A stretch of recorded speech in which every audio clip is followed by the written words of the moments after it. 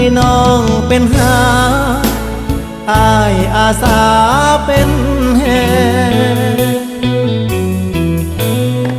อ้ายเป็นคนหาเจ้าคอยเก็บแบ่งสร้างฝันด้วยแรงที่อุ้มด้วยรักเห็นดีน้ำบ่หรือมีแล้วบ่คนที่เจ้าหักส่งยิ้มแทนการรับปากก็ได้เด้อถ้าอายกันตกลงบ่นางถ้าอายแต่งตั้งเจ้าเป็นหวานใจขายความคิดนี้ฝากไว้เป็นการบ้านใจ